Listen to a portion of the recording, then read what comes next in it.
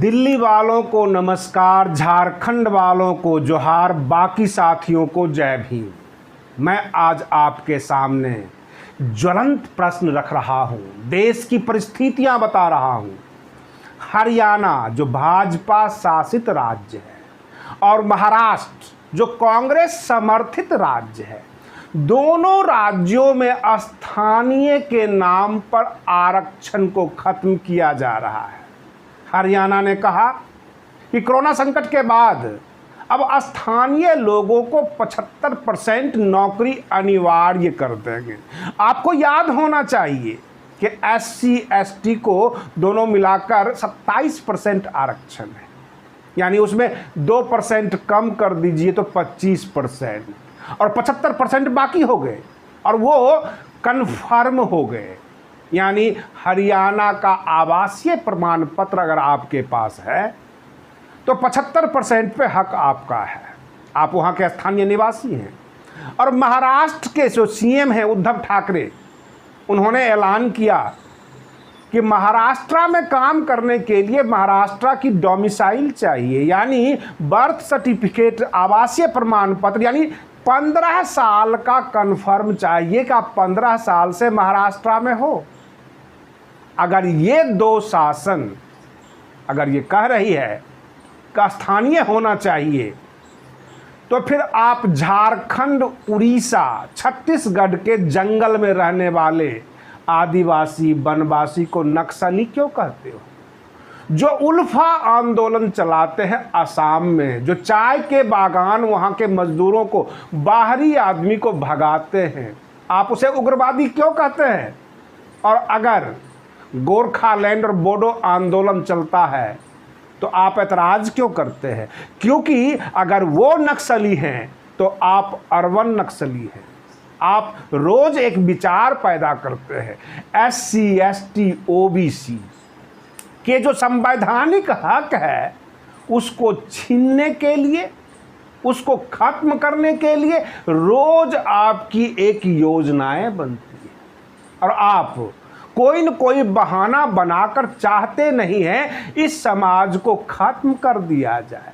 अगर आप बहुजन समाज से हैं, अगर आप युवा हैं, अगर आप छात्र हैं, आप नौकरी ढूंढ रहे हैं, आज आपको प्रतिक्रिया देनी चाहिए कि ये हो क्या रहा है। हमने अपने भ्रमण के दौरान जब हम ग्राउंड रिपोर्टिंग पे जाते हैं, कभी झारखंड घुसते हैं, उड़ीसा, छत्तीसगढ़ में, तो हमें पता लगता है कि सरकार ने कितनी बड़ी भेदभाव किया हुआ है। जब आप आदिवासी समाज में जाते हैं, वहाँ पर 3 प्रकार के लोग मिलेंगे, उराव, मुंडा और संथाल, ये उनकी जातियाँ हैं। अगर आप झारखंड से देख रहे होंगे तो आप समझते होंगे कि मैं उन लोगों के बीच जाता हूँ, मिलता हूँ, मैं उन जंगलों में घूमा है, देखा है। ये वे आदिवासी लोग हैं जो तेंदुआ का पत्ता चुनते हैं, जमीन से, पेड़ से तोड़ते हैं, बंडल बनाते हैं और उद्योगपति के हाथ सस्ते भाव में बेचते हैं। और जब वो उद्योगपति उसको बीड़ी बना लेता है, उस बीड़ी को ये पीते भी हैं और अपना शरीर को खत्म भी करते हैं।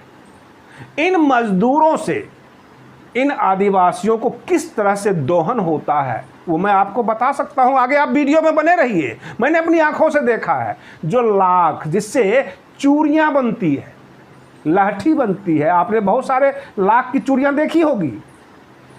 ये उन जंगल से, उन आदिवासियों के हाथ से 80 रुपये, 70 रुपये किलो लेते हैं। कभी कभी भरपेट भोजन करा के ये ले लेते हैं और दिल्ली लाकर उसी लाख को 400 रुपये, 500 रुपये किलो बेचते हैं।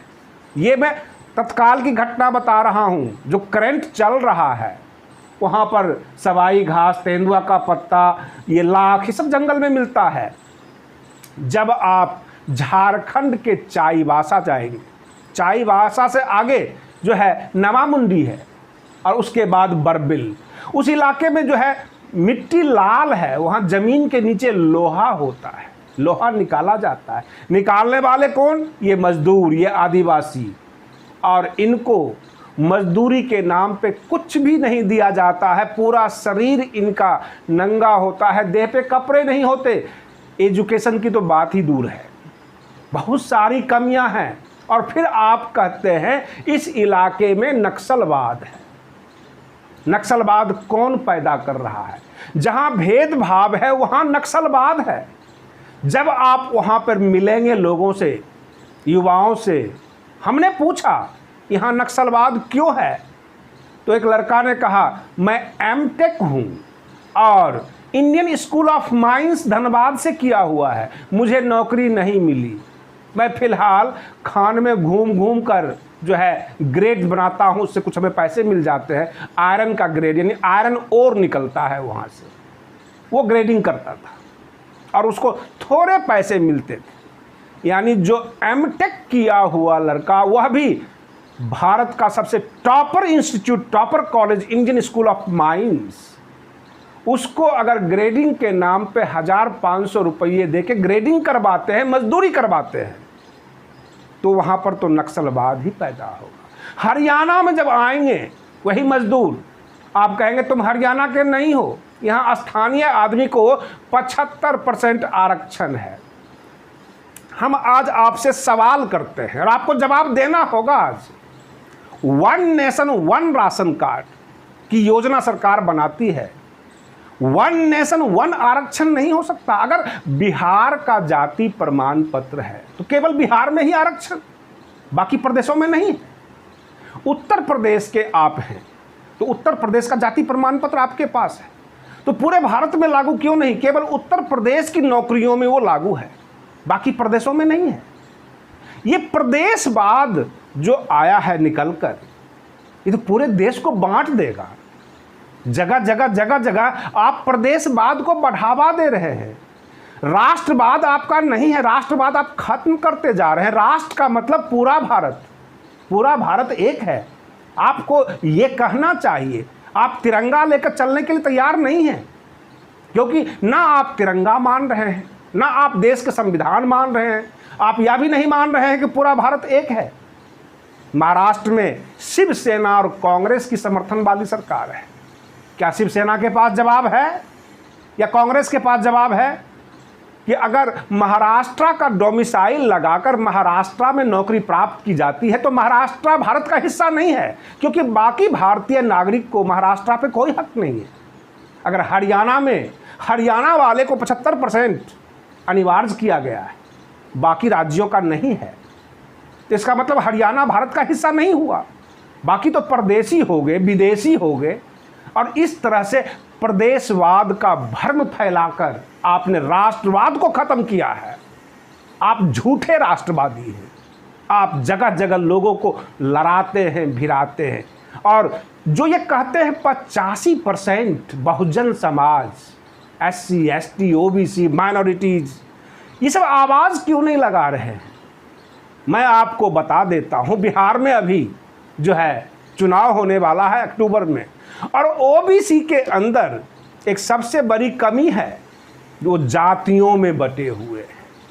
आप बिहार में चलिए मेरे साथ, मैं शर्त लगा लेता हूं आपसे, जो तेली, सूरी, कलवार जो भी OBC में आते हैं, आप नाक रगड़ लीजिए, आपको वोट नहीं करेंगे, आपकी बात नहीं मानेंगे, वह BJP को वोट करेंगे, क्योंकि उनके दिमाग में यह बिठाया गया है कि हमारे देश के प्रधानमंत्री जाति के तेली, सूरी, कलवार में से आते हैं। जहां पर जातिवाद चरम पर हो, जहां पर चुनाव प्रक्रिया जातिवाद के जरिए कराई जाती हो, वहां पे नक्सलवाद या प्रदेशवाद अथवा और जितने भी वाद आप बना सकते हैं सब दफन हो जाते हैं। केवल जातिवाद जिंदा रहता है।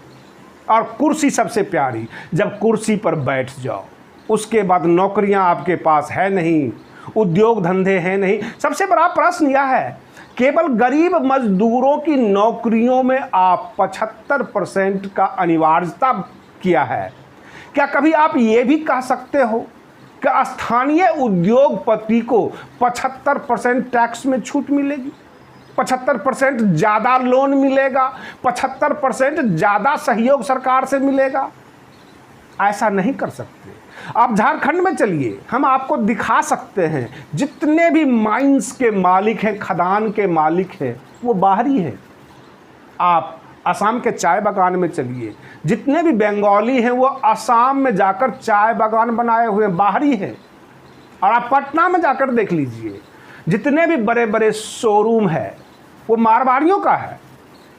अगर ये बीज जो आप बो रहे हैं प्रदेशवाद का कि बाहरियों को यहाँ पर मौका नहीं मिलेगा, अगर ये हर राज्य में फैल गया, लोगों के दिमाग में बैठ गया, इस देश को तोड़ने में आपको ज़्यादा देर नहीं लगेगी। कहीं ऐसा तो नहीं कि जितने भी देशद्रोही हैं, जो भी सरकार में गलत लोग बैठे हुए हैं, सब सरकार में आ गए हैं। जो समाज के जितने भी गलत लोग थे, आज आपकी प्रतिक्रिया चाहिए। आज आपको बताना पड़ेगा हमारे देश का बचाव कैसे हो। ये तो कभी कभी कोई भी नारे दे देते हैं। प्रदेशवाद का नारा देकर इन्होंने आरक्षण छीना। और आप समझ सकते होंगे कि दोनों SC ST OBC को मिलाकर 49.5% का आरक्षण हो जाता है। 75% ये स्थानीय को दे रहे हैं। इसका मतलब बाकी आरक्षण खत्म। और धीरे धीरे शब्दों का जाल बना बनाकर नया नया नाम गढ़ के ये आपकी पूरी आरक्षण को खत्म कर देंगे। आपके बीच SC ST OBC के जो बड़े बड़े नेता हैं, जो घूम रहे हैं, और संसद में बैठे हुए 131 सांसद अगर यह सोचकर मुस्कुरा रहे होंगे कि यह तो हल्का मामला है, ये तो चलता है राजनीति में, तो आप यकीन मान लीजिए आने वाले समय में, आने वाले चुनाव में कहीं ऐसा ना हो कि वो आरक्षित सीट पर चुनाव ही ना लड़ पाए। क्योंकि अभी 3-4 साल है बाकी और इसमें बहुत कुछ बदलाव होंगे। जो 131 सांसद मुस्कुरा रहे हैं, सो रहे हैं, समाज को देखकर, युवाओं को संघर्ष करते हुए देखकर, कहीं उनके साथ भी ऐसा ना हो जाए अगले चुनाव में आरक्षित सीट रहे ही नहीं, स्थानीय सीट बन जाए, तब वो क्या करेंगे? वो तो सेलेक्टिव सीट पर चुनाव लड़ते हैं, जहां पर उनको वोट मिलता है, जहां पे उनको पैसे मिलता है। बहुत सारे ऐसे लोकसभा सीट और विधानसभा सीट को मैं बता सकता हूं जहां पर इनको मेहनत नहीं करना पड़ता है।